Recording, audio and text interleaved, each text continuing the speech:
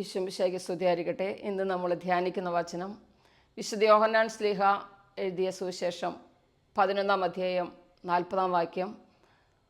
യേശു അവളോട് ചോദിച്ചു, വിശ്വസിച്ചാൽ നീ ദൈവമഹത്വം ദർശിക്കുമെന്ന് ഞാൻ നിന്നോട് പറഞ്ഞില്ലേ? ശരീരം അഴിഞ്ഞതാണെങ്കിലും തകർന്നതാണെങ്കിലും ഇനി നമുക്കതിനകത്ത് പ്രതീക്ഷയില്ലെങ്കിലും പ്രതീക്ഷയുടെ എല്ലാ അവസ്ഥയും നമുക്ക് തകർന്നു കഴിഞ്ഞു എന്നുണ്ടെങ്കിലും ഈ മർത്തയോട് ചോദിച്ച അതേ കാര്യം നമ്മളോട് ചോദിക്കുകയാണ്. യേശു അവളോട് ചോദിച്ചു എന്നാണ് വചനം. നമ്മളോടും കർത്താവ് ചോദിക്കുകയാണ്, വിശ്വസിച്ചാൽ നീ ദൈവമഹത്വം ദർശിക്കുമെന്ന് ഞാൻ നിന്നോട് പറഞ്ഞില്ലേ? നമ്മുടെ ജീവിതത്തിൽ പല മേഖലയും തകർന്നു കിടക്കുന്നത് ഒരു പക്ഷേ നമ്മൾക്ക് കാണാം. അപ്പോൾ നമ്മുടെ കുടുംബത്തിൽ ആരെങ്കിലുമൊക്കെ വിശ്വാസം ഇല്ലാത്തവരുണ്ടായിരിക്കും. അപ്പോൾ അവർ പറയും, അല്ലെങ്കിൽ ഇത് അങ്ങനെ തന്നെയേ സംഭവിക്കുകയുള്ളൂ, അല്ലെങ്കിൽ അങ്ങനെയാണ് പാരമ്പര്യം, അല്ലെങ്കിലും പിന്നെ പരസ്പരം കുറ്റപ്പെടുത്തി ഇങ്ങനെ നിരാശപ്പെടുത്തുന്ന വചനങ്ങൾ നമ്മളെല്ലാവരും പറയും. അങ്ങനത്തെ സമയത്ത് ഒരിക്കലും നമ്മളുടെ ജീവിതത്തെ നോക്കി നിരാശപ്പെടുത്തുന്ന വാക്കുകൾ പറയരുത്. കാരണം അത് പിശാചിൽ നിന്ന് വരുന്നു. പ്രത്യാശ, വിശ്വാസം, സ്നേഹം എന്നിവ നിലനിൽക്കുന്നു. അതിൽ ശ്രേഷ്ഠമായ 3 കാര്യങ്ങളാണ് വിശ്വാസം, പ്രത്യാശ, സ്നേഹം. ആ പ്രത്യാശയോടെ, അതാണ് റോമൻ 5:5 പറഞ്ഞത്, പ്രത്യാശ നമ്മെ നിരാശരാക്കുന്നില്ല, നൽകപ്പെട്ടിരിക്കുന്ന പരിശുദ്ധാത്മാവിലൂടെ ദൈവസ്നേഹം ചൊരിയപ്പെട്ടിരിക്കുന്നു. ദൈവസ്നേഹത്തിൽ വിശ്വസിച്ച് നമ്മൾ പറയണം, ഇല്ല, എന്നെക്കുറിച്ചൊരു പദ്ധതി എൻ്റെ കർത്താവിൻ്റെ മനസ്സിലുണ്ട്, നാശത്തിനല്ല ക്ഷേമത്തിനുള്ള പദ്ധതിയാണ് എന്ന് നമ്മൾ പറയുമെങ്കിൽ ആ ക്ഷേമം നമ്മളുടെ ജീവിതത്തിൽ കാണും. അതാണ് ഈശോ മർത്തയോട് പറയുന്നത്. ഈശോ മർത്തയോട് ചോദിച്ചു, വിശ്വസിച്ചാൽ നീ ദൈവമഹത്വം ദർശിക്കുമെന്ന് ഞാൻ നിന്നോട് പറഞ്ഞില്ലേ? നമ്മളുടെ ആത്മീയതയിൽ നമുക്ക് ഈ ഒരേ ഒരു കാര്യമേ നമുക്ക് ആവശ്യമുള്ളൂ. വിശ്വാസം ഉണ്ടെങ്കിൽ കർത്താവ് പ്രവർത്തിക്കും. അതല്ല, നീ നെഗറ്റീവായിട്ട് പറയുകയാണ്, അതല്ലെങ്കിലും തകരുള്ളൂ, അല്ലെങ്കിൽ ഈ രോഗം മാറുകയില്ല, അല്ലെങ്കിൽ ഈ കുഞ്ഞ് വിജയിക്കില്ല, അല്ലെങ്കിൽ എൻ്റെ കുടുംബം നന്നാവില്ല, ഇങ്ങനത്തെ നെഗറ്റീവ്സ് പറയുകയാണോ, നെഗറ്റീവ് മേൽ പിശാച്, അശുദ്ധാത്മാവ് വന്ന് ആവസിക്കും. നിൻ്റെ ജീവിതം അങ്ങനെ തന്നെ ആയിത്തീരും. എന്നാൽ ഈശോ മർത്തയോട് പറയുന്ന സാഹചര്യത്തിൽ നിങ്ങൾ നോക്കണം, ശരീരത്തിൽ ഇനി ഒന്നും ബാക്കിയില്ല. ലാസറിൻ്റെ ശരീരം മുഴുവനും അഴുകി പുഴുക്കൾ മാത്രമായ ശരീരം, ചീഞ്ഞ് നാറുന്നുണ്ടാകും എന്ന് മർത്ത പറയുന്നുണ്ട്. കാരണം അത്രയും അഴുകിയ ശരീരം. ആ ശരീരത്തോടാണ് ഈശോ പറയുന്നത്, ഒരൊറ്റ സെക്കൻഡ് ലാസറെ പുറത്തു വരിക, ഒരൊറ്റ വാക്ക്. കർത്താവിന് 1 സെക്കൻഡ് മതി കർത്താവിന് നമ്മൾ പ്രവർത്തിക്കാൻ. ഒരു വാക്കിനാൽ, ഇതാ ഉണ്ടാകട്ടെ എന്ന വാക്കിനാൽ, ഉൽപ്പത്തിയിൽ നമുക്ക് കാണാം, ഇത് ആകാശവും ഭൂമിയോടൊന്ന് സൃഷ്ടിക്കുന്നു. നമ്മുടെ ദൈവത്തെ നമ്മൾ വില കുറച്ച് കാണരുത്. നമ്മുടെ ദൈവത്തിനെതിരെ ചിന്തിക്കരുത്, സംസാരിക്കരുത്, അല്ലെങ്കിൽ അത് ശരിയാവുകയില്ല എന്ന് നമ്മളുടെ വായ കൊണ്ട് പറയരുത്. കാരണം വചനം എന്ന് പറയുന്നത് ദൈവമാണ്. ആ ദൈവത്തിൻ്റെ അതേ പൊസിഷൻ നമുക്ക് ദൈവം തന്നിട്ടുണ്ട്. അതാണ് ദൈവവചനം ആരുടെ അടുത്തേക്ക് വന്നു അവരെ അവൻ ദൈവങ്ങൾ എന്ന് വിളിച്ചു. കാരണം എന്താണ്? വചനം നമ്മുടെ ഉള്ളിലുണ്ടെങ്കിൽ, ഹൃദയം കൊണ്ട് വിശ്വസിക്കുകയും ആദരം കൊണ്ട് ഏറ്റുപറയുകയും ചെയ്യുമ്പോൾ നീ രക്ഷ പ്രാപിക്കും. പലപ്പോഴും നമ്മുടെ കുടുംബത്തിലുള്ള ഒരു പ്രശ്നമാണ്, നമ്മൾ എന്തെങ്കിലും ഒന്ന് ശരിയാകാതെ വരുമ്പോഴേക്കും ആരെങ്കിലും ഒട്ടും വിശ്വാസമില്ലാത്തതുണ്ടാവും. അപ്പോൾ അവരങ്ങനെയാണ്, ഇവരിങ്ങനെയാണ്, ആ പാരമ്പര്യം ഇങ്ങനെയാണ്, അപ്പൻ്റെ അപ്പൻ ഇങ്ങനെയാണ്, അപ്പൻ ഇങ്ങനെയാണ്, അല്ലെങ്കിൽ നിങ്ങളുടെ കുടുംബക്കാരെങ്ങനെയാണ്, അങ്ങനത്തെ നെഗറ്റീവ്സ് അങ്ങ് പറഞ്ഞു തുടങ്ങിക്കഴിഞ്ഞാൽ പിന്നെ അതിൽ കർത്താവ് പ്രവർത്തിക്കില്ല. എന്നാൽ ആരൊക്കെ നെഗറ്റീവ് പറഞ്ഞാലും നീ പറയണം, കർത്താവ് പ്രവർത്തിക്കും, എൻ്റെ കർത്താവ് നോക്കുമെന്ന് നിങ്ങൾക്ക് പറയാമെങ്കിൽ, ഉള്ളിൽ തട്ടി പറയാമെങ്കിൽ, നിങ്ങളുടെ അന്ത്യം വരെയും കർത്താവ് നിങ്ങളെ നോക്കുക തന്നെ ചെയ്യും. നരബാധിക്കുമ്പോഴും ഞാൻ നിന്നെ വഹിക്കുന്നു പറഞ്ഞിട്ടുണ്ടെങ്കിൽ, നീ ഉറപ്പിച്ച് നിൻ്റെ മനസ്സിൽ നിന്നാണ് നിൻ്റെ കർത്താവ് പ്രവർത്തിക്കുന്നു പറയുകയാണെങ്കിൽ കർത്താവ് പ്രവർത്തിക്കും. കർത്താവ് എൻ്റെ ജീവിതത്തിൽ പ്രവർത്തിക്കുമെന്ന് വിശ്വസിച്ച് നീ പറയുകയാണോ, ഒരു കാര്യം വേറൊന്നും നോക്കണ്ട. നമുക്ക് വലിയ കഴിവില്ല, നമുക്ക് വലിയ പ്രാർത്ഥനാ കഴിവില്ല, നമുക്ക് വലിയ ത്യാഗങ്ങളൊന്നും ചെയ്യാൻ കഴിവില്ല, എങ്കിലും എന്തൊക്കെ ബലഹീനത നമ്മളിലുണ്ടെങ്കിലും എൻ്റെ ദൈവം നോക്കുമെന്ന് നീ പറയുകയാണെങ്കിൽ നിൻ്റെ ദൈവം നോക്കിയിരിക്കും. ഇത് പലരുടെയും ജീവിതത്തിൽ നമുക്ക് കാണാൻ പറ്റും. കർത്താവിൽ ഉറച്ചു വിശ്വസിച്ച്. അതാണ് വിശുദ്ധ പൗലോസിലെ ഗലാത്യർക്ക് എഴുതിയ ലേഖനം 3:11 നമുക്ക് കാണാം, നീതിമാൻ വിശ്വാസം മൂലം ജീവിക്കും. ബൈബിളിൽ പലയിടത്തും പുതിയ നിയമത്തിൽ ഇത് റോമക്കാരുടെ പുസ്തകത്തിലും കാണാം, നീതിമാൻ വിശ്വാസം മൂലം ജീവിക്കും. കാരണം നീതിമാന് ജീവിക്കാൻ വിശ്വാസം മാത്രം മതി, വേറെ ഒന്നും വേണ്ട. അതങ്ങ് കളഞ്ഞിട്ട് നെഗറ്റീവ് അങ്ങ് പറഞ്ഞിട്ട് നെഗറ്റീവ് നമ്മുടെ ജീവിതത്തിലേക്ക് വരും. കാരണം എന്താണ്? നമ്മൾ തന്നെ വായ കൊണ്ട് പിശാചിനെ വിളിച്ച് നമ്മുടെ ജീവിതത്തിലേക്ക് വരുത്തുകയാണ്. എന്നാൽ വലിയ പ്രതീക്ഷയില്ലാത്ത മൊമെൻറ്റിൽ നമ്മൾ പറയണം, ഇല്ല, കർത്താവ് എനിക്ക് വേണ്ടി പ്രവർത്തിക്കും. എന്നെക്കുറിച്ചൊരു പദ്ധതി എൻ്റെ കർത്താവിൻ്റെ മനസ്സിലുണ്ട്. നാശത്തിനല്ല ക്ഷേമത്തിനുള്ള പദ്ധതിയാണെന്ന് നീ പറയുമെങ്കിൽ നാശത്തിനല്ല ക്ഷേമം തന്നെ സംഭവിക്കും. നിങ്ങളുടെ മക്കൾക്ക് 100% മാർക്കൊന്നും വേണമെന്നില്ല കർത്താവിന് പ്രവർത്തിക്കാൻ. കർത്താവിന് പ്രവർത്തിക്കാൻ വലിയ വലിയ കഴിവുകളൊന്നും വേണ്ട. സങ്കീർത്തനം 147 നമുക്കിങ്ങനെ 10 ഇങ്ങനെ കാണാം, പടക്കുതിരയുടെ ബലത്തിൽ അവിടെ നിന്ന് സന്തോഷിക്കുന്നില്ല. കർത്താവിന് സൈന്യബലത്താലല്ല, സക്രിയ 4:6 സൈന്യബലത്താലല്ല കരബലത്താലല്ല, എൻ്റെ ആത്മാവിനാലാണ്. ദൈവത്തിൻ്റെ ആത്മാവിനാൽ ദൈവം പ്രവർത്തിക്കും. 2 കൊരിന്ത്യർ 12:9 ഒരു വചനമുണ്ട്. ആ വചനം ഇങ്ങനെയാണ്, ബലഹീനതയിലാണ് ശക്തി പൂർണ്ണമായും പ്രകടമാവുന്നത്. പലതും നമുക്ക് അസാധ്യമാണോ, അങ്ങ് തകരും, അങ്ങ് നെഗറ്റീവായിട്ട് സംഭവിക്കും, ഞാൻ നശിക്കും, ഇങ്ങനെ പറയരുത്. എൻ്റെ കർത്താവ് നോക്കും. ഏത് സാമ്പത്തിക പ്രശ്നമാണെങ്കിലും, ഏത് രോഗത്തിൻ്റെ മേഖലയാണെങ്കിലും, എന്താണെങ്കിലും എന്നെക്കുറിച്ചൊരു പദ്ധതിയുണ്ട്, നാശത്തിനല്ല ക്ഷേമത്തിലുള്ളതാണെന്ന് നീ പറയാമോ? ജെറമ്യാ 29:11 ഏറ്റുപറഞ്ഞ് നീ വിശ്വസിക്കുമോ? നിൻ്റെ കർത്താവ് അവിടെ പ്രവർത്തിക്കും. കർത്താവിന് വേറെ ഒന്നും വേണ്ട പ്രവർത്തിക്കാൻ. നമ്മൾ ലാസറിനെ ഉയർപ്പിച്ച കർത്താവിനെ നമ്മൾ നോക്കണം. അവിടെ പ്രത്യേകിച്ച് യാതൊന്നുമില്ല. അവിടെ ഓപ്പറേഷൻ തിയേറ്ററോ ആ വ്യക്തിയെ ശരിയാക്കുന്ന സിസ്റ്റംസ് ഒന്നും കർത്താവിന് ആവശ്യമില്ല. ഒരൊറ്റ വാക്ക്, ഒരൊറ്റ സെക്കൻഡ്. അവിടുത്തെ വചനത്താൽ ആകാശവും ഭൂമിയും അവിടെ നിന്ന് സൃഷ്ടിച്ചെങ്കിൽ അവിടുത്തെ വചനത്താൽ സകലതും നാം രൂപപ്പെടുത്തുക തന്നെ ചെയ്യും. വിശ്വസിച്ച് ഏറ്റു പറയണം. മരണത്തിൻ്റെ ഇതാ സങ്കീർത്തനം 23 കർത്താവ് പറയും, കർത്താവാണ് എൻ്റെ ഇടയൻ. മരണത്തിൻ്റെ നിഴൽ വീണ താഴ്വരയിലൂടെയാണ് ഞാൻ നടക്കുന്നതെങ്കിലും അവിടെ നിന്ന് എൻ്റെ കൂടെയുള്ളതിനാൽ ഞാൻ ഭയപ്പെടുകയില്ല. നീ ഉറപ്പിച്ച് നീ വിശ്വസിക്കാമോ? നിൻ്റെ ജീവിതത്തിൽ ഇത് തന്നെ സംഭവിക്കും. ഏത് ദാരിദ്ര്യത്തിൻ്റെ അവസ്ഥയിലും ഉള്ളവർ ഈ വചനം പറയണം. എന്താണ്? സങ്കീർത്തനം 23 കർത്താവാണ് എൻ്റെ ഇടയൻ, എനിക്കൊന്നിനും കുറവുണ്ടാവില്ല. ഉറച്ച് വിശ്വസിച്ച് നീ ഏറ്റു പറയാമോ? നിൻ്റെ ജീവിതത്തിൽ കുറവുകൾ ഉണ്ടാവുകയില്ല. അതെങ്ങനെ സംഭവിക്കുമെന്ന് വെച്ചാൽ സംഭവിക്കും. എങ്ങനെ സംഭവിക്കുന്നുള്ളത് കർത്താവിൻ്റെ കാര്യമാണ്, അത് നമ്മളുടെ കാര്യമല്ല. നമ്മൾ വിശ്വസിച്ചാൽ മതി. അഴുകിയ ലാസറിന് ഇനി ശരീരത്തിൽ യാതൊന്നും ബാക്കിയില്ല. കണ്ണിൽ, മൂക്കിൽ, ചെവിയില്ല, കോശങ്ങൾ, നാടി, ഞരമ്പ് ഒന്നുമില്ല. ശരീരം അങ്ങനെ തന്നെ തീർന്നു. ആ ശരീരത്തെയാണ് കർത്താവ് ഉയർത്തെഴുന്നേൽപ്പിക്കുന്നത്. ലാസറെ പുറത്ത് വരും. ഒരൊറ്റ സെക്കൻഡ്, ഒരൊറ്റ വാക്ക്, ലാസർ പുറത്ത് വന്നു. അത്രയേ ഉള്ളൂ. നമ്മളുടെ കാര്യത്തിൽ എന്തിനാണ് ഇതൊക്കെ എഴുതി വെച്ചിരിക്കുന്നത്? നമ്മളുടെ ജീവിതത്തിലും ദൈവത്തിന് ഇത്ര തന്നെയുള്ളൂ. നിൻ്റെ ക്യാൻസർ അവിടത്തേക്ക് സിമ്പിളാണ്. ഒരു സെക്കൻഡ് മതി. നിൻ്റെ ജീവിതത്തിൽ തോൽവി ആയിക്കൊള്ളട്ടെ, സാമ്പത്തിക ബുദ്ധിമുട്ടായിക്കൊള്ളട്ടെ, എന്തും ആയിക്കൊള്ളട്ടെ, ദൈവത്തിനൊന്നും അസാധ്യമല്ല. പരിശുദ്ധ അമ്മ ചോദിക്കുന്നുണ്ട്, ഇതെങ്ങനെ സംഭവിക്കും? എന്ന് ചോദിക്കുന്നുണ്ട്. അപ്പോൾ ഈശോ പരിശുദ്ധ അമ്മയോട് പറയുന്നുണ്ട്, ദൈവത്തിനൊന്നും അസാധ്യമല്ല. അത് തന്നെ നമ്മളോടും കർത്താവിന് പറയാനുള്ളത്, ദൈവത്തിനൊന്നും അസാധ്യമല്ല. നിങ്ങൾ വിശ്വസിക്കുക. ഞാനിത് എൻ്റെ ജീവിതത്തിൽ കണ്ടിട്ടുണ്ട്. ചില വ്യക്തികൾ, അവർക്ക് പ്രത്യേകിച്ച് യാതൊരു വലിയ കഴിവുകളൊന്നുമില്ല. അവരുടെ ജീവിതത്തിൽ പല ബലഹീനതകളുണ്ട്. എങ്കിലും ആ വ്യക്തികളുടെ ഉള്ളിൽ നിന്ന് ആ വ്യക്തി ഇങ്ങനെ പറയും, എൻ്റെ കർത്താവ് പ്രവർത്തിക്കും, ഇന്ന് വരെയും പ്രവർത്തിച്ചിട്ടുണ്ട്. അങ്ങനെ ഒരു വിശ്വാസം നിങ്ങൾക്കുണ്ടെങ്കിൽ നിങ്ങളുടെ കർത്താവ് പ്രവർത്തിക്കുക തന്നെ ചെയ്യും.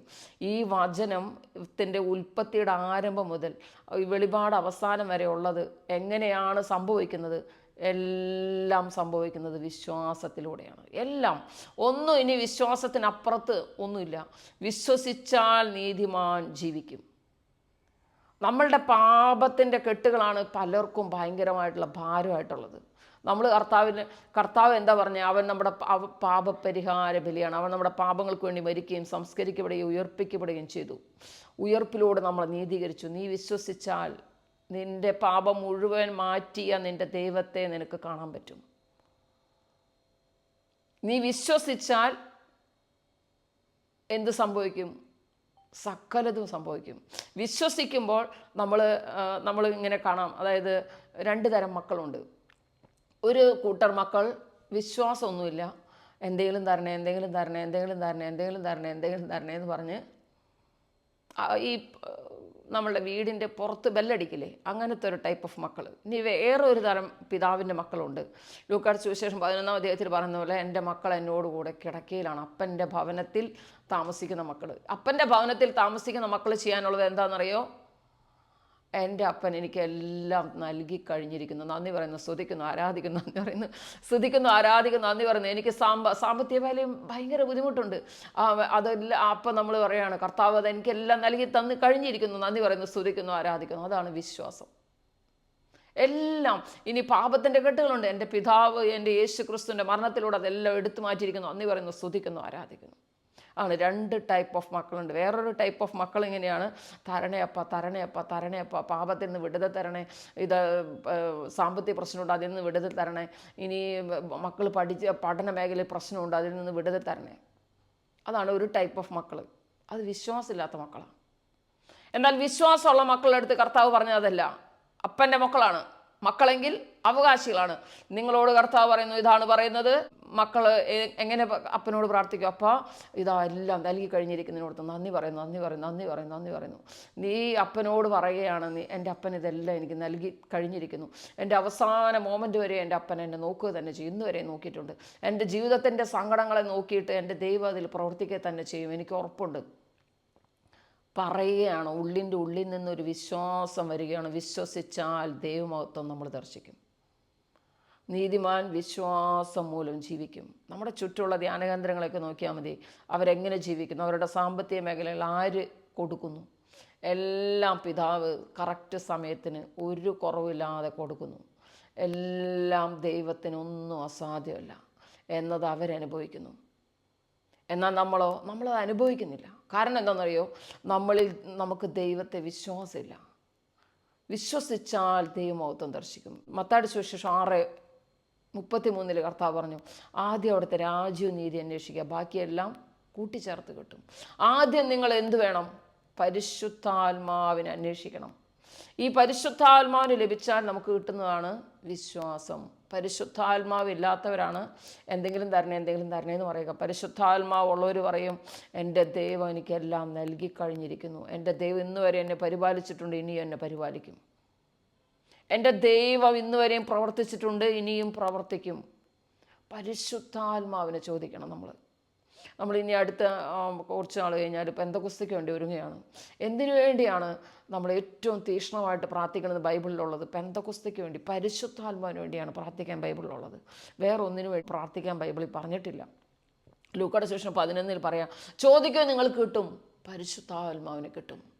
ഈ പരിശുദ്ധാത്മാവിന് ലഭിച്ചാൽ നമുക്കൊരു കാര്യം മനസ്സിലാവും. എന്താണ്? ആഴമായ വിശ്വാസം കിട്ടും. അതാണ് ആദ്യ രാജ്യനീതി അന്വേഷിക്കുക, ബാക്കിയുള്ളതെല്ലാം കൂട്ടിച്ചേർത്ത് കിട്ടും. ഈ പരിശുദ്ധാത്മാവിലൂടെ നമുക്ക് എന്ത് ലഭിച്ചിരിക്കുന്നു? റോമ 5:5 പറയും, പ്രത്യാശ നമ്മെ നിരാശരാക്കുന്നില്ല, നൽകപ്പെട്ടിരിക്കുന്ന പരിശുദ്ധാത്മാവിലൂടെ ദൈവസ്നേഹം ചൊരിയപ്പെട്ടിരിക്കുന്നു.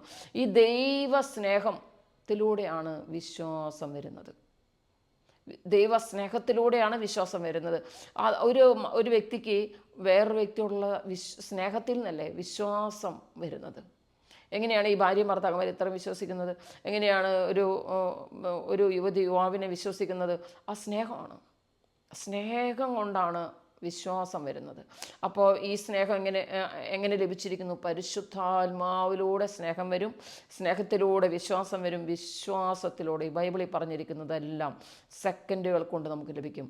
എന്നാൽ പരിശുദ്ധാത്മാവിന് ലഭിക്കാത്തൊരു വ്യക്തിയെ സംബന്ധിച്ച് വിശ്വാസത്തിൻ്റെ ഒരു അംശം പോലും ലഭിക്കില്ല.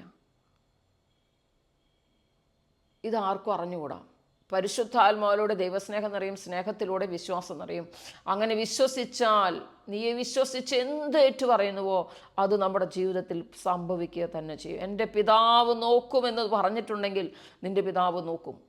നിൻ്റെ പിതാവ് എനിക്ക് എല്ലാം നൽകും, ഒന്നിനും കുറവുണ്ടാവില്ല. കർത്താവാണ് എൻ്റെ ഇടയെന്ന് നീ പറയുമെങ്കിൽ, നിൻ്റെ ഹൃദയത്തിൽ നിന്ന് ഏറ്റു പറയുമെങ്കിൽ നീ അത് കാണുക തന്നെ ചെയ്യും. ഒരു കുറവും നിൻ്റെ ജീവിതത്തിൽ ഉണ്ടാവുകയില്ല. ഒരാളുടെ മുന്നിൽ കൈനീട്ടേണ്ട ഒരവസ്ഥ നിനക്ക് വരികയില്ല. കാരണം നീ ദൈവത്തിൻ്റെ മക്കളാണ്. മക്കളെങ്കിൽ അവകാശികളാണ്. കർത്താവ് എന്ന് നമ്മളോട് പറയുന്നതാണ്, വിശ്വസിച്ചാൽ നീ ദൈവമഹത്വം ദർശിക്കും. അബ്രാഹത്തിനോട് കർത്താവ് പറഞ്ഞു, നീ വിശ്വസിച്ചാൽ ദൈവമഹത്വം ദർശിക്കും. അബ്രാഹാം എങ്ങനെയാണ് വിശ്വസിച്ചതെന്ന് അറിയാമോ? 100 വയസ്സായ തൻ്റെ ശരീരം മൃതപ്രായമായിരിക്കുന്നെന്നും സാറയുടെ ഉദരം വന്യമാണെന്നും അറിയാമായിരുന്നിട്ട് അവൻ തൻ്റെ ദൈവത്തിനെതിരെ ചിന്തിച്ചില്ല, മറിച്ച് ദൈവത്തെ സ്തുതിച്ചുകൊണ്ട് വിശ്വാസത്തിൽ ശക്തി പ്രാപിച്ചു. എത്ര വർഷം സ്തുതിച്ചു എന്നറിയാമോ? 25 വർഷം സ്തുതിച്ചു. വർഷം സ്തുതിച്ചു കഴിഞ്ഞപ്പോഴാണ് എന്ത് ലഭിച്ചത്? കുഞ്ഞിന് ലഭിച്ചത്. വിശ്വാസത്തിൽ ഉറച്ചു നിൽക്കുക, വിശ്വസിക്കുക, നിൻ്റെ ദൈവം തരുമെന്ന് പറയുക. ഏത് നെഗറ്റീവും ഏത് സങ്കടവും ഏത് നിരാശയും നിൻ്റെ ജീവിതത്തിലേക്ക് വരുമ്പോഴും ഇല്ല, എൻ്റെ ദൈവം പ്രവർത്തിക്കും എന്ന് നീ പറയുകയാണെങ്കിൽ ദൈവം പ്രവർത്തിക്കും. ഒരു കുഞ്ഞ് ഇതാ ഒരു മെഡിക്കൽ ഹോസ്പിറ്റലിൽ ഒരു കുഞ്ഞിൻ്റെ ജീവൻ അവസാനിച്ചു എന്ന് ഡോക്ടർ വന്ന് പറഞ്ഞപ്പം ഒരമ്മ പറഞ്ഞു, ഇല്ല ഇല്ല ഇല്ല, എൻ്റെ കർത്താവ് എൻ്റെ കുഞ്ഞിനെ എടുക്കില്ല, എൻ്റെ കർത്താവ് എനിക്ക് തരും തരും തരും എന്ന് പറഞ്ഞു അവിടെ ഇരുന്ന് അങ്ങ് ഉറക്കെ പ്രാർത്ഥിച്ചു. ആ മോണിറ്ററെല്ലാം നിശബ്ദമായ മോണിറ്ററിൽ വീണ്ടും ഹാർട്ട് ബീറ്റ് സ്റ്റാർട്ട് ചെയ്തു. അപ്പോൾ ദൈവത്തിനൊന്നും അസാധ്യമല്ല. ലൂക്ക 1:37 ദൈവത്തിനൊന്നും അസാധ്യമല്ല. നിന്നെക്കുറിച്ചൊരു പദ്ധതി നിൻ്റെ കർത്താവിൻ്റെ മനസ്സിലുണ്ട്. നാശത്തിനല്ല, ക്ഷേമത്തിനുള്ള പദ്ധതിയാണ്. ഇപ്പോൾ നമ്മളുടെ തലയ്ക്ക് മുകളിലൂടെ ബോംബും മിസൈലും ഡ്രോണൊക്കെ പോകുമ്പോൾ നമ്മൾ എന്ത് പറയും? അത്യുന്നതൻ്റെ സംരക്ഷണത്തിലാണ് ഞാൻ വസിക്കുന്നത്, ഒരു അനർത്ഥവും എൻ്റെ കൂടാരത്തെ സമീപിക്കില്ല എന്ന് നമ്മൾ വിശ്വസിച്ചേറ്റ് പറയാമെങ്കിൽ അത് തന്നെ നമ്മുടെ ജീവിതത്തിൽ സംഭവിക്കും. ഒരു അനർത്ഥവും എൻ്റെ കൂടാരത്തെ സമീപിക്കില്ല, ഒരു അനർത്ഥം എൻ്റെ കൂടാരത്തെ സമീപിക്കില്ല എന്ന് നീ പറയുമെങ്കിൽ ഒരു അനർത്ഥവും സംഭവിക്കാൻ പോകുന്നില്ല. നിങ്ങൾ വിശ്വസിച്ച് നിങ്ങളുടെ ദൈവത്തിനെ നാമം ഹൃദയത്തിൽ വിശ്വസിച്ച് അധരം കൊണ്ട് ഏറ്റു പറഞ്ഞാൽ രക്ഷ പ്രാപിക്കുമെന്ന് പറയുന്നത് അതാണ്. നമുക്ക് അടുത്ത ദിവസം 10-ാം അധ്യായത്തിൽ നമുക്ക് കാണാം, ഹൃദയത്തിൽ വിശ്വസിച്ച് അധരം കൊണ്ട് ഏറ്റു പറഞ്ഞാൽ രക്ഷ പ്രാപിക്കും. അതാണ് എന്ത് നമ്മളുടെ ചുറ്റും ആയിക്കൊള്ളട്ടെ, നിങ്ങൾ ഏത് തകർച്ചയിലും ആയിക്കൊള്ളട്ടെ, നിങ്ങൾ വിശ്വസിച്ച് എൻ്റെ കർത്താവ് പ്രവർത്തിക്കുമെന്ന് പറഞ്ഞ ഒരു വചനം, ധൈര്യപൂർവ്വം നിന്നെ ശക്തിപ്പെടുത്തുന്ന വചനം നീ ഏറ്റു പറയുമോ, അത് തന്നെ നിൻ്റെ ജീവിതത്തിൽ സംഭവിക്കും. നിസ്സാര കാര്യമൊന്നുമില്ല. ഈ ഡ്രോണും മിസൈലൊക്കെ തലയുടെ മുകളിൽ കൂടെ പോകുമ്പം നല്ലൊരു പതർച്ചയുണ്ട് നമുക്ക്. നമ്മൾ പറയണം, ഒരു അനർത്ഥവും എൻ്റെ കൂടാരത്തെ സമീപിക്കില്ല. അത് നിനക്ക് സംഭവിക്കുക തന്നെ ചെയ്യും. എന്ത് നീ വിശ്വസിച്ചേറ്റു പറയുന്നുവോ അത് നിനക്ക് സംഭവിക്കും. നിനക്ക് വലിയ കഴിവുകളൊന്നും വേണ്ട. ഞാൻ വീണ്ടും പറയണം, വലിയ കഴിവും വലിയ പ്രാർത്ഥന വരെ ഒന്നും വേണ്ട. നിൻ്റെ ദൈവം എന്നെ പരിപാലിക്കും, ഇന്ന് വരെ പരിപാലിച്ചിട്ടുണ്ടെന്ന് വായ തുറന്ന് പറയാമോ, ഹൃദയത്തിൽ വിശ്വസിച്ച് പറയാമോ, അത് തന്നെ നമ്മുടെ ജീവിതത്തിൽ സംഭവിക്കും. ഒരു കഴിവും വേണ്ട അതിനകത്ത്. ഞാൻ എൻ്റെ ജീവിതത്തിൽ കണ്ടിട്ടുള്ള കാര്യമാണ്. നമ്മൾക്ക് ഒരു കഴിവും വേണ്ട, നമ്മളുടെ ഒരു ടാലൻസും വേണ്ട, നമ്മളുടെ ഒരു സ്പിരിച്വൽ വലിയ ലെവലും വേണ്ട. നിനക്ക് കുറേ ബലഹീനത മാത്രമാണോ ബാക്കിയുള്ളത്? സാരമില്ല, എൻ്റെ ദൈവം നോക്കിക്കോളും. എന്നെക്കുറിച്ചൊരു പദ്ധതി എൻ്റെ കർത്താവിൻ്റെ മനസ്സിലുണ്ട്. നാശത്തിനല്ല, ക്ഷേമത്തിനുള്ള പദ്ധതിയാണെന്ന് നീ പറയാമോ, അത് തന്നെ സംഭവിക്കും. ഒരനർത്ഥം എൻ്റെ കൂടാരത്തെ സമീപിക്കില്ല എന്ന് നീ പറയാമോ, അത് തന്നെ സംഭവിക്കും. എൻ്റെ കർത്താവാണ് എൻ്റെ ഇടയൻ, എനിക്ക് ഒന്നിനും കുറവുണ്ടാവുകയില്ല എന്ന് നീ പറയാമോ, അത് തന്നെ സംഭവിക്കും. നിങ്ങൾ വിശ്വസിച്ച് ഈ നിമിഷം നിങ്ങളുടെ ജീവിതത്തിലെ പ്രശ്നങ്ങൾ പറയുക, കർത്താവ് അതിൽ പ്രവർത്തിക്കും. ഞങ്ങൾ നടത്തുന്ന ഒരു സൂം പ്രാർത്ഥനയുണ്ട്. അതിൽ നടക്കുന്ന അത്ഭുതങ്ങൾ, വചനത്തിൻ്റെ അനന്ത ശക്തിയാൽ നടക്കുന്ന അത്ഭുതങ്ങളുടെ സാക്ഷ്യം നമുക്ക് കാണാം. നിങ്ങളും പ്രാർത്ഥിക്കുക, ആ സാക്ഷ്യം കണ്ടിട്ട് നിങ്ങളും പ്രാർത്ഥിക്കുക. നിങ്ങളുടെ ജീവിതത്തിലും കർത്താവ് പ്രവർത്തിക്കും. ശക്തമായ പരിശുദ്ധാത്മാഭിഷേകത്തിന് വേണ്ടി പ്രാർത്ഥിക്കുക. കർത്താവ് നിങ്ങളിലും പ്രവർത്തിക്കും. വിശ്വാസം നിങ്ങളിലും വർദ്ധിക്കാൻ ആഗ്രഹിച്ച് പ്രാർത്ഥിക്കും. നിങ്ങളും പ്രാർത്ഥിക്കുക, കർത്താവ് ഇന്ന പ്രശ്നമുണ്ട്, ആ പ്രശ്നങ്ങളിൽ അങ്ങ് ഇടപെടണേ, ഞങ്ങളുടെ ജീവിതത്തിലെ തിന്മകളെ ഞങ്ങൾ സ്റ്റോപ്പ് ചെയ്തേക്കാം എന്ന് പറയുക. തിന്മ പിശാചിനുള്ള ആരാധനയാണ്. എല്ലാ തിന്മയും ഉപേക്ഷിച്ച് നിങ്ങൾ വചനം കേട്ട് പ്രാർത്ഥിച്ചോ, നിങ്ങളുടെ ജീവിതത്തിലും കർത്താവ് പ്രവർത്തിക്കും. ഇപ്പോൾ നമുക്കൊരു സാക്ഷ്യം കാണാം. തിന്മകൾ മുഴുവൻ ഉപേക്ഷിച്ച് നിങ്ങളുടെ പിശാചിനുള്ള ആരാധനയാണ് തിന്മകൾ നമ്മുടേതല്ല, ദൈവരാജ്യത്തിലുള്ളതല്ല. തിന്മകളെല്ലാം ഉപേക്ഷിച്ച് കർത്താവിനോട് പ്രാർത്ഥിക്കുക. കർത്താവെ, ഇന്ന് ഞാൻ വിശ്വസിച്ച് പ്രാർത്ഥിക്കുന്നു, കർത്താവെ എൻ്റെ ജീവിതത്തിൽ ഇടപെടണേ. ഒരു പ്രാവശ്യം പറഞ്ഞാൽ മതി, പിന്നെ സ്തുതിക്കുക. കർത്താവ് പ്രവർത്തിക്കുന്നത് കണ്ടുകൊണ്ട് വിശ്വസിക്കുക. ഏത് മാരകരോഗവും ഏത് പ്രശ്നവും നിങ്ങൾ സമർപ്പിച്ചോ, കർത്താവ് പ്രവർത്തിക്കും. കർത്താവിനൊന്നും അസാധ്യമില്ല. ക്യാൻസർ പോലും സുഖപ്പെടും, സകല മാരക രോഗങ്ങൾ സുഖപ്പെടും. നിനക്ക് അസാധ്യമായ മേഖലകൾ ഇപ്പോൾ നീ പ്രാർത്ഥിക്കുക. കർത്താവെ തൊടണേ, സുഖപ്പെടുത്തണേ എന്ന് പ്രാർത്ഥിക്കുക. കർത്താവ് പ്രവർത്തിക്കും, സുഖപ്പെടുത്തും. കർത്താവിൻ്റെ ശക്തമായ കരം നമ്മളിപ്പോൾ കാണും. നിങ്ങൾക്ക് ഇപ്പോൾ ഒരു സാക്ഷ്യം കാണുമ്പോൾ നിങ്ങൾക്ക് വിശ്വാസം വർദ്ധിക്കുക. നിങ്ങൾ പ്രാർത്ഥിക്കുക, യേശുവേ സ്തോത്രം, യേശുവേ ആരാധന. ഈശോ മിശിഹായ്ക്ക് സ്തുതിയായിരിക്കട്ടെ. എൻ്റെ പേര് ഷൈനി. ഞാൻ ഇവിടെ ഇന്തോനേഷ്യയിൽ ഒരു കേംബ്രിഡ്ജ് സ്കൂളിലെ ടീച്ചറായിട്ട് വർക്ക് ചെയ്യുകയാണ്. പ്രാർത്ഥനാപൂർവം ധ്യാനിച്ച് തിരുവചനങ്ങൾ ആവർത്തിച്ച് ഉരുവിട്ടതിൻ്റെ ഫലമായിട്ട് 27 വർഷമായിട്ട് ഞാൻ സഹിച്ചുകൊണ്ടിരുന്ന വെരിക്കോസ് വെയിൻ്റെ ആ രോഗപീഠയിൽ നിന്ന് എനിക്ക് പരിപൂർണമായ വിടുതലും സൗഖ്യവും ലഭിച്ചു. ഞാൻ ഈ വെരിക്കോസ് വെയിനിൻ്റെ അതികഠിനമായ വേദനയും കട്ടുകഴപ്പും രാത്രിയിൽ കടന്നാൻ പോകുമ്പോഴത്തേക്കും എനിക്ക് പറയാൻ പറ്റില്ല, അത്രയധികം ബുദ്ധിമുട്ടും പ്രയാസങ്ങളാണ് അനുഭവിച്ചിരുന്നത്. ആ രോഗപീഠയിൽ നിന്ന് ഈശോ എന്നെ ഈ പ്രാർത്ഥനാ കൂട്ടായ്മയിലൂടെ വചനം ശ്രവിക്കുകയും ആ വചനം ആവർത്തിച്ച് ഉരുവിടുകയും ചെയ്തതിൻ്റെ ഫലമായി എനിക്ക് പരിപൂർണമായ വിടുതലും സൗഖ്യവും നിന്ന് എന്നെ വീണ്ടെടുത്തു.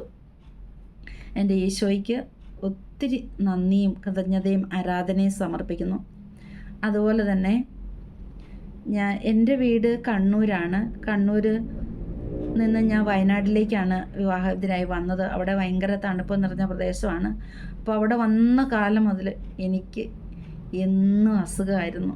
സൈനസൈറ്റിസ്, എന്നും തൊണ്ടവേദന, മൂക്കടപ്പ്, ഇങ്ങനെ നിരവധിയായ രോഗപീഠകളിലൂടെ അലർജി രോഗം. എനിക്ക് തണുപ്പ് അലർജിയായിരുന്നു. അത്തരം രോഗപീഠകളിലൂടെ ഞാൻ കടന്നു പോയായിരുന്നു. കുറേ വർഷങ്ങളായിട്ട് എല്ലാ മാസം എന്ന് പറഞ്ഞതുപോലെ മുടങ്ങാതെ ആൻറ്റിബയോട്ടിക് കഴിച്ചുകൊണ്ടിരുന്ന ഒരു വ്യക്തിയായിരുന്നു ഞാൻ. ഇവിടെ ഇന്തോനേഷ്യയിൽ വന്നിട്ടും അതുപോലെ തന്നെ കണ്ടിന്യൂ ചെയ്ത് മരുന്ന് കഴിച്ചുകൊണ്ടിരിക്കുകയാണ്. ഈ പ്രാർത്ഥനാ കൂട്ടായ്മയിൽ വന്ന് പ്രാർത്ഥിച്ച് വചനം ശ്രവിച്ച് വചനം ആവർത്തിച്ച് ഉരുവിട്ടതിൻ്റെ ഫലമായിട്ടെന്ന് ഞാൻ തീർച്ചയായിട്ടും വിശ്വസിക്കുന്നു. എനിക്ക് ആ സൈനസൈറ്റിസ് എന്ന രോഗത്തിൽ നിന്ന് പരിപൂർണമായിട്ട് വിടുതലും സൗഖ്യം നിന്ന് ഈശോ എന്നെ വീണ്ടെടുത്തു. അതുപോലെ തന്നെ എൻ്റെ സ്വഭാവത്തിൽ ഒത്തിരിയേറെ ക്ഷിപ്രകോപി അല്ലെങ്കിൽ എടുത്തു ചാടുന്ന സ്വഭാവം എനിക്കുണ്ടായിരുന്നു.